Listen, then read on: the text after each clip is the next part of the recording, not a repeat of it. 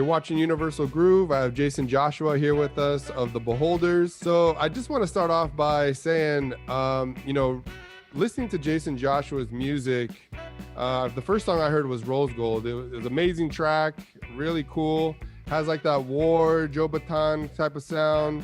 But his voice to me is just like on its own planet, and just really, really cool music. And what I've been seeing through the record is just like all these songs are just really, really good. And he's also in charge of Mango Hill, just helping other artists out as well. Big deal in this modern soul, scene. So I had to get him on. Welcome, Jason Joshua. What's up, dude? And thank you for the nice words. I don't know if I'm a big deal, but I'm big. I definitely think you're a big deal. Again, I feel like there's a lot behind the scenes that a lot of people don't know.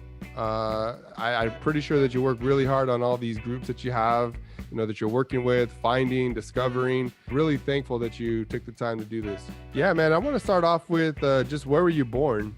I was born in North Miami, Florida. I am the first generation Miamian in my family. No, I'm not. I'm the second born Miamian. My sister's the first. Yeah, my mom is Puerto Rican. She's from Northside Chicago. My dad is half black and Puerto Rican, and he's from Southside Chicago. So, North Side used to be a little bit more of a suburbs of Chicago, and South Side has always been known as the ghetto, and Chirac now, it's called Chirac. So my family met. My dad was a cook, and my mom worked for Florsheim, the shoes, and she also worked for Hammond Organ, so which are also from Illinois. So that's how they met. But then they migrated over here to Miami. So I was born in North Miami, and I was raised in Hialeah, Florida. What was that atmosphere like? I mean, is it pretty rough there? I think you had mentioned in a couple other interviews that it's kind of a rough area. Is it rough or not really? Hialeah, Carroll City, I mean, it's tough, man, because we're like, they are bad neighborhoods. They were bad neighborhoods, and 2021 people would say even dangerous now, but to me, it was like as crazy as it was like, it was normal, it was normal shit, it was an everyday thing, you know what I'm saying? So the hood was always like, to me, the hoods have always been like, whether I was in Carroll City or I was in Hialeah and Mango Hill with all the Wilos and the Latin Kings and stuff like that. Not affiliated with any gang, by the way. But seeing all that stuff, like, firsthand was fucking crazy. But it was every day. Those towns were crazy. It was crazy growing up, but it was fun. We used to climb. There was no cell phones. There was no computers at that time. It was nice. It was different. You had pets that you would actually give a shit about. Like my niece has pets and nothing. Dogs, nothing.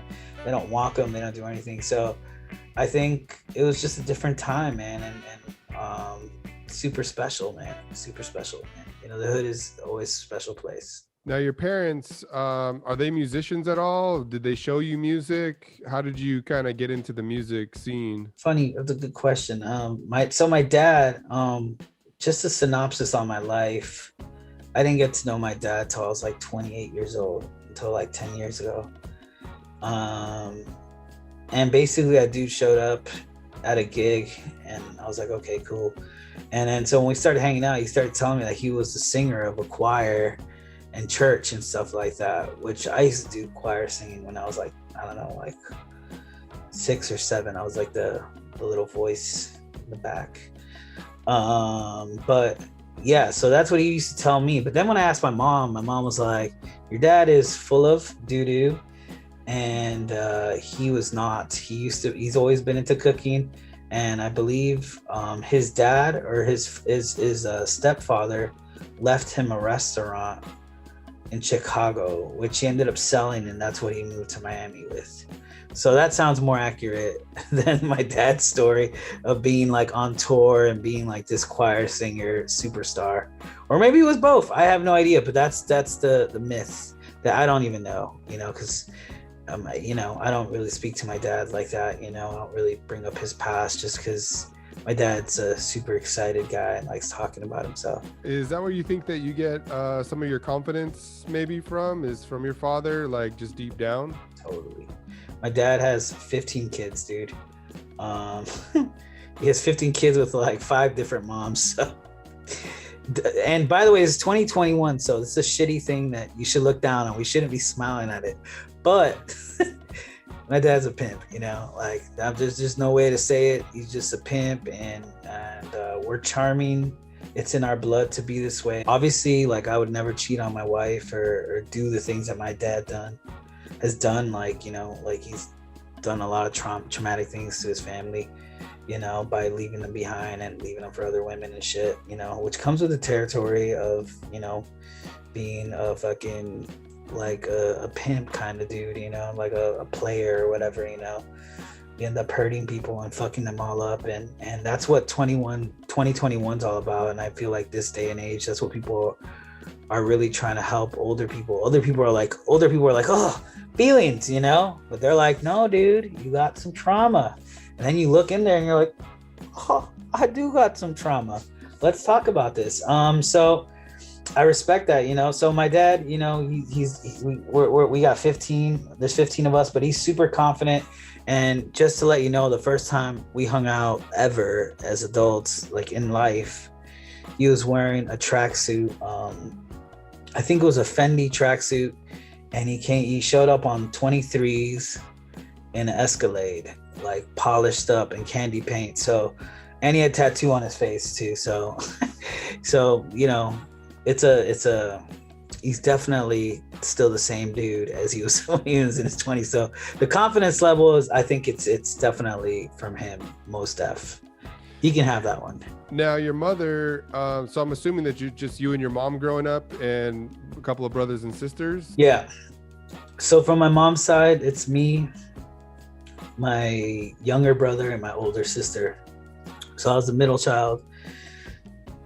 So yeah, I grew up with them. They're fucking awesome. I still talk to them. They're nice. Yeah, I grew up with them. That's mostly like my predominantly that's my close family. My brother's like my half brother, and then my sister's from my same dad.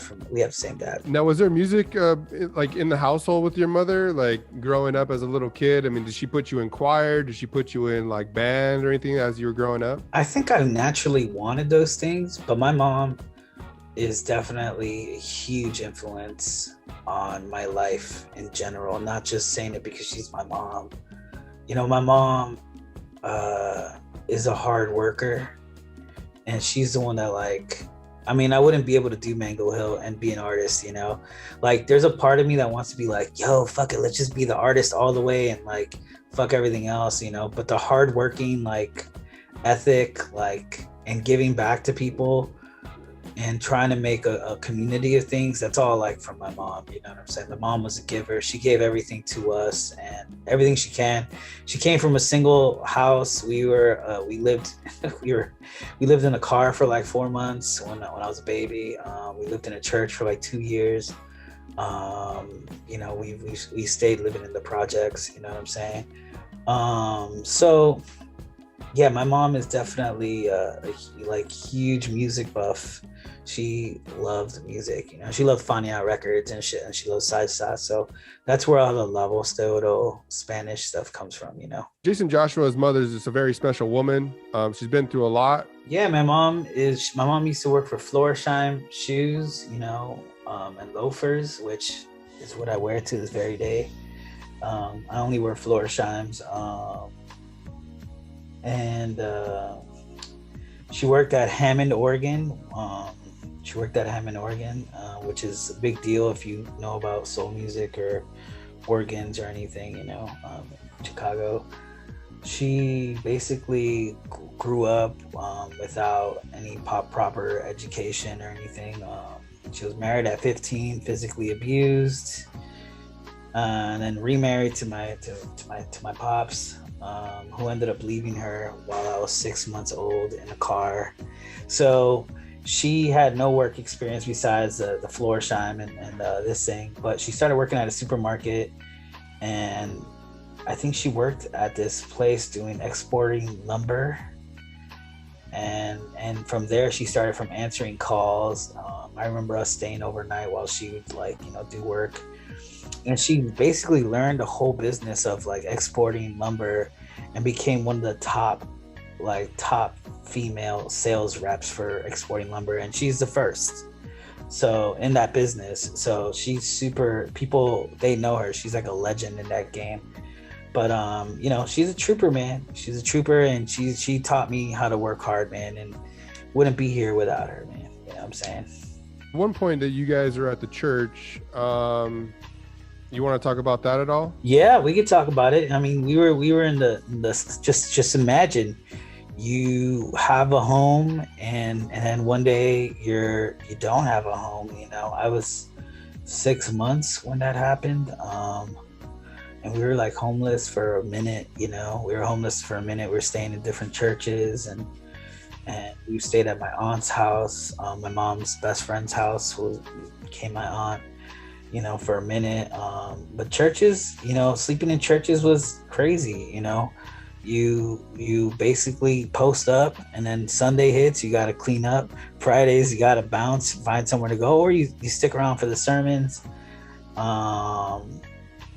Yeah, it's crazy. So that's like the church vibe, I think. You know, that was the church vibe. But we were hustling around. My mom's always been hustling around to give us a better life, and you know, she ended up moving us out, you know, within like a year or something, like a couple months, a year or some shit like that. We ended up getting our own shit slowly but surely, you know. Now, your mother is also a music buff, right? She really enjoys music. You guys, you know, so was there a point in time where like you may have been singing for her, or does she sing herself? Where did you get maybe the confidence to start singing? Michael fucking Jackson. You know, that's like, I saw that dude and I was like, I want to be that dude. I like grew my hair out and curled up my thing. I would moonwalk in my underwear all the time.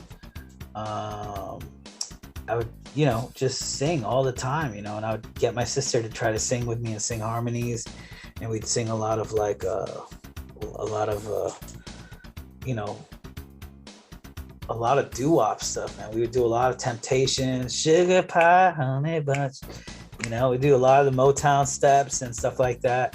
So yeah, we definitely sang in front of our mom, and it's definitely on some like, you know, some family hood household shit, man. It was super dope, and we still do from time to time. So this song right here is called Poor Boy. It's for all la gente del barrio. What's up, mi gente? It's funny because they brought la gente to Palm Springs, and I'm like, I like to live in America. Hey, you know what I'm saying? I came from nothing, having like 30 tiki drinks. I heard Frank Sinatra stayed here. Oye, Frank Sinatra, ¿dónde está? Let's roll the dice, papa. You know what I'm saying? Anyway, this song is it's about being poor, but I'm rolling my dice at life, and I'm enjoying every moment I got because we only get one chance. All right, you guys gonna hit me with that little line? Ooh, I'm just a poor boy. I came from the streets. I'm just a poor boy, ain't got nothing to eat. I'm just a poor boy, I'm not making ends. I'm just a poor boy, hanging out with my friends, spending the days watching the world go by, working this 9 to 5. I'm barely getting by. Days are rough for our color, I'm trying to survive. I'd rather be making love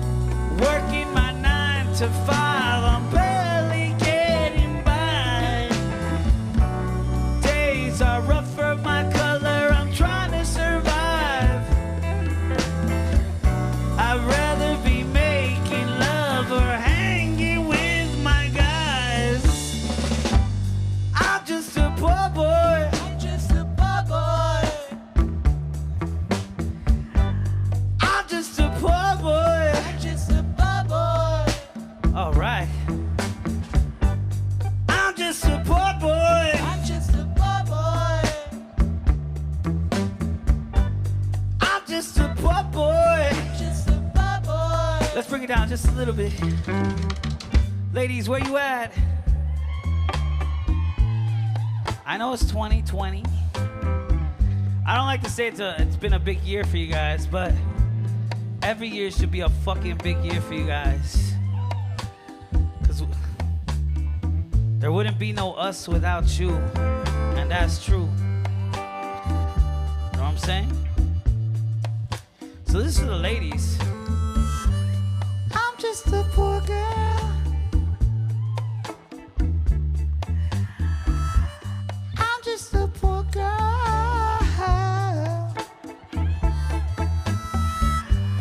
I'm just a poor girl.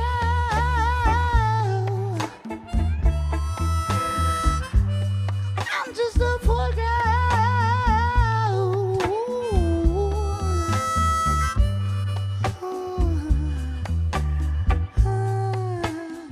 Hold on, wait. This is me watching my wife sing, you know what I'm saying?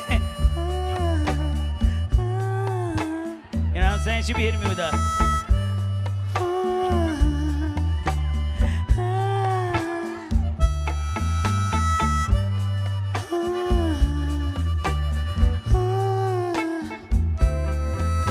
But I'm just a poor boy. I'm just a poor boy. I'm just a poor boy. I'm just a poor boy. Si perdete trabajo, don't worry about it. We got another one. I'm just a poor boy. I'm just a poor boy. We're Latino, we can do anything. I'm just a poor boy. I'm just a poor boy. Ooh. Ooh. I like that. All right. All right. Let's keep it down real quick. We're gonna do one big one. I'm just a poor boy. I'm just a poor boy. I want to hear everybody sing with me. Come on. I'm just a poor boy. I'm just a poor boy. Oye, VIP, what's up? Ustedes no cantan. I'm just a poor boy. I'm just a